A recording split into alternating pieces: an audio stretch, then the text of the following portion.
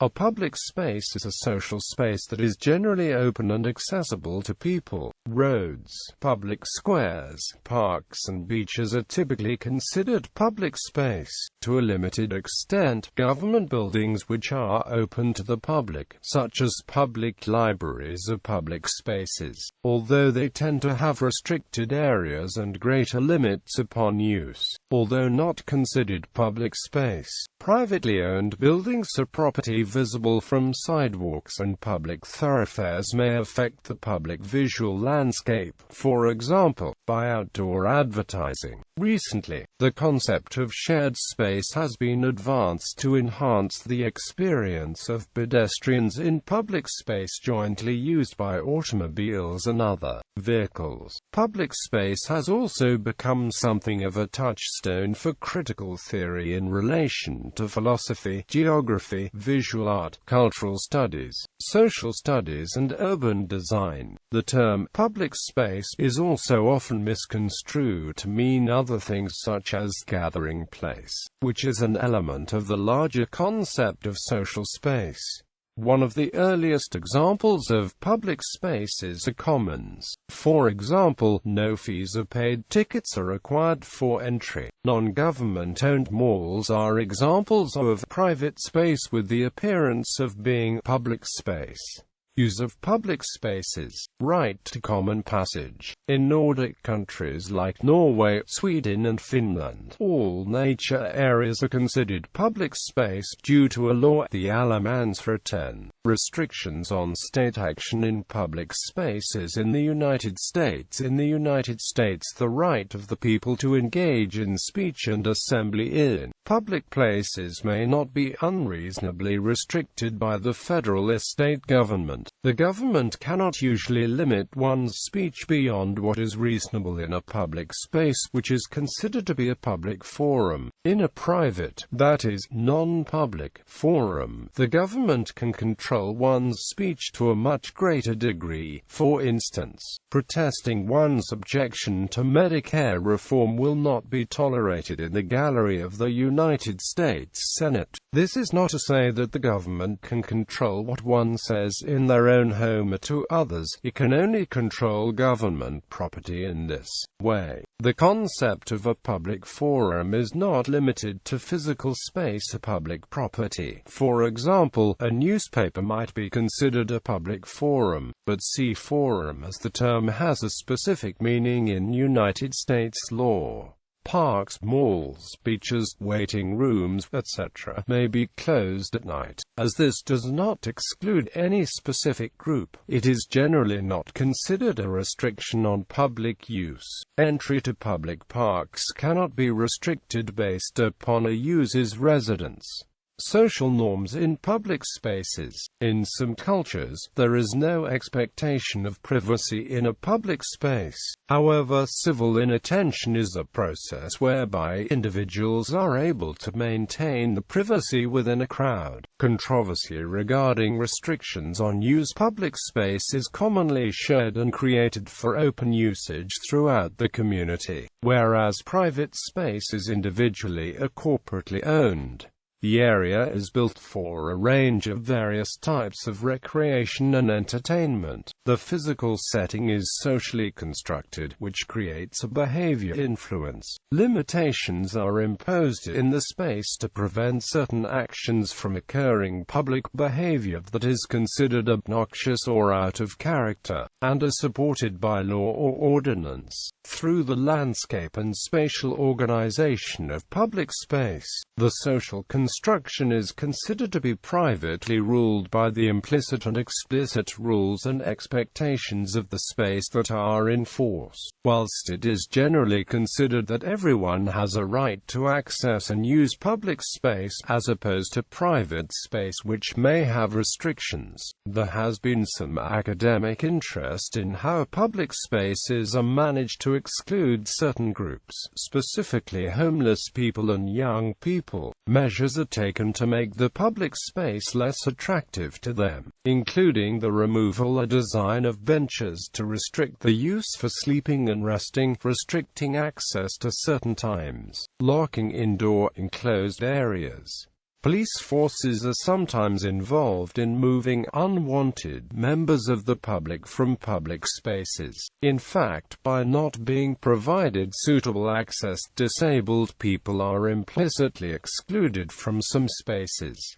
As a site for democracy, human geographers have argued that in spite of the exclusions that are part of public space, it can nonetheless be conceived of as a site where democracy becomes possible. Geographer Don Mitchell has written extensively on the topic of public space and its relation to democracy, employing Henry Lefebvre's notion of the right to the city in articulating his argument. While democracy and public space don't entirely coincide, it is the potential of their intersection that becomes politically important. Other geographers like Jill Valentine have focused on performativity and visibility in public spaces, which brings a theatrical component or space of appearance that is central to the functioning of a democratic space. Privatization. A privately owned public space is a public space that is open to the public, but owned by a private entity, typically a commercial property developer. Conversion of publicly owned public spaces to privately owned public spaces is referred to as the privatization of public space,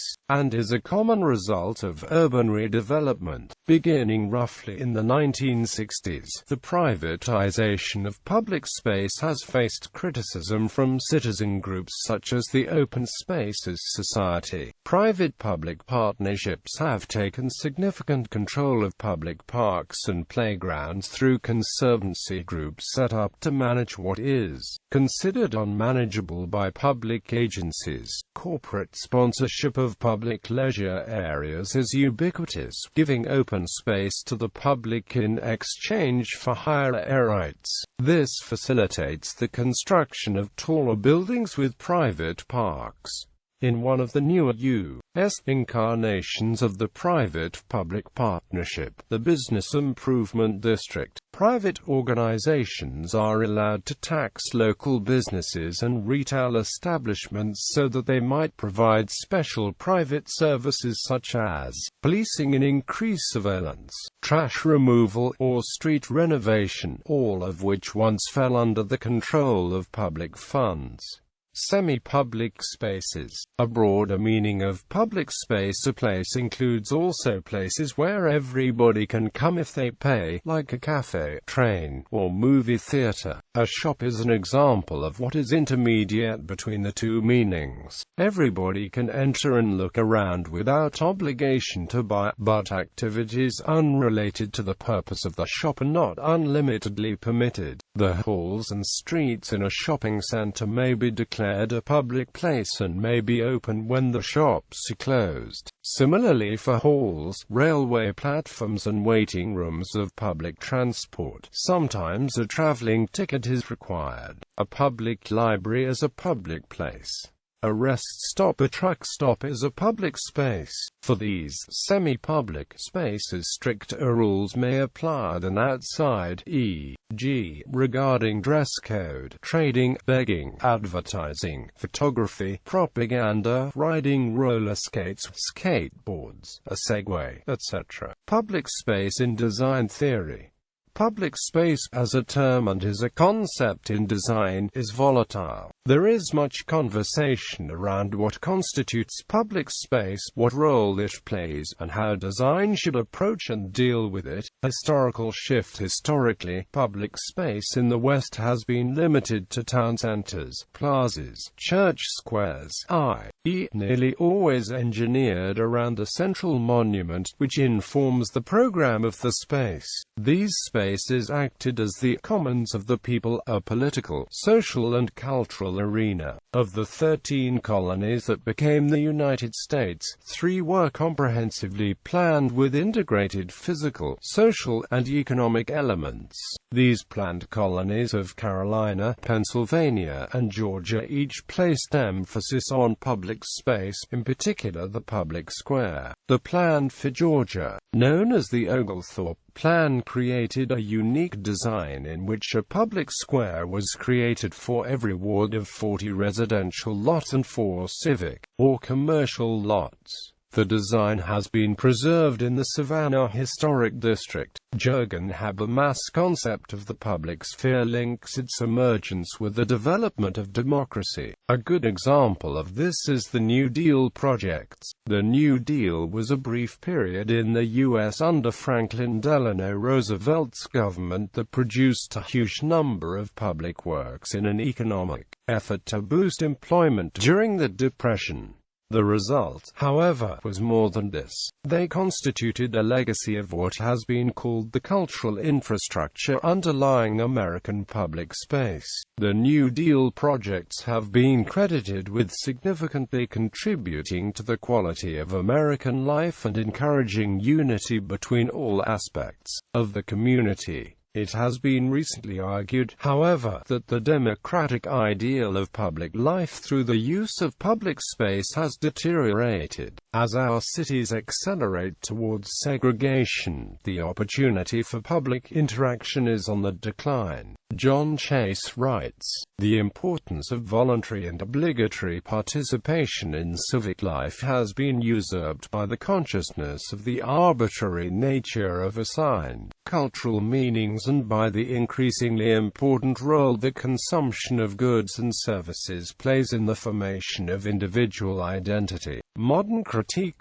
architectural critics have lamented on the narrative of loss within the public sphere. That is, modern society has withdrawn from public life that used to inform city centers. Political and social needs, and forums for expression, can now be accessed from the home. This sentiment is reflected in Michael Sawkins and Mike Davis's declaration of the end of public space and the destruction of any truly democratic urban spaces. Another side of the debate, however, argues that it is people who apply meaning to public space, wherever it may be. It has been suggested that the concepts of public space, democracy, and citizenship are being redefined by people through lived experience. Discussion has surfaced around the idea that, historically, public space has been inherently contradictory in the way that it has always been exclusive in who has been able to participate. This has caused the counterpublics,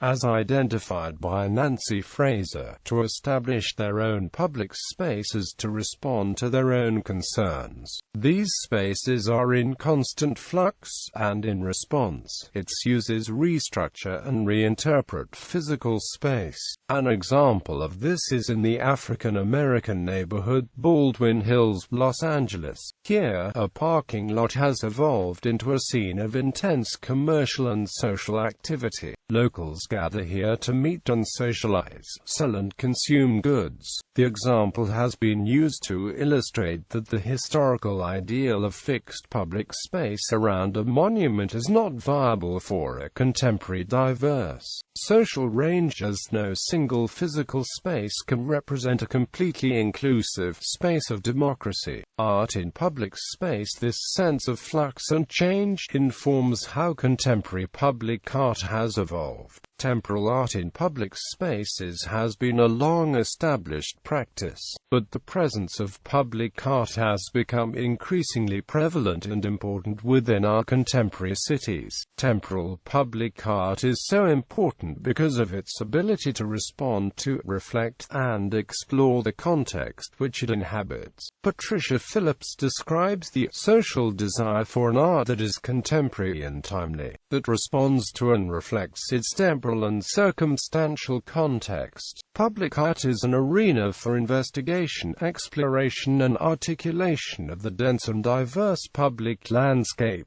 Public art tasks its audience to reimagine, re-experience, review and relive. In the design field, a heavy focus has been turned onto the city as needing to discover new and inspired ways to reuse, re-establish and reinvent the city, in step with an invigorated interest in rejuvenating our cities for a sustainable future. Contemporary design has become obsessed with the need to save the modern city from an industrialized, commercialized, urban pit of a deathbed. Approaching urban design, contemporary perception of public space has now branched and grown into a multitude of non-traditional sites with a variety of programs in mind. It is for this reason that the way in which design deals with public space as a discipline has become such a diverse and indefinable field. Ira Saravot puts forward an interesting approach to the urban design process, with the idea of the narrative myth. Saravot argues that conventional analysis and problem-solving methods result in fragmentation of the authentic experience of a city. Something of the liveliness of the city as a singular entity is lost. The process of developing a narrative myth in urban design involves analyzing and understanding the unique aspects of the local culture based on Cassira's 5 distinctive symbolic forms. They are myth and religion, art, language, history and science, aspects often disregarded by professional practice. Saravot suggests that the narrative myth imposes meaning specifically on what is still inexplicable, i.e., the essence of a city. Bibliography: Illegal to be Homeless, National Coalition for the Homeless. Masik, Sonia and Jack Solomon, Signs of Life in the USA. Readings on Popular Culture for Writers. Boston, Bedford, St. Martin's, 2006. Malone, K. Children, Youth and Sustainable Cities. Local Environment 6. Conclusions of the International Seminar on the Planning of Collectively Used Spaces in Towns, in Monumentum, Volume 18, 1979, pp. 129 to 135.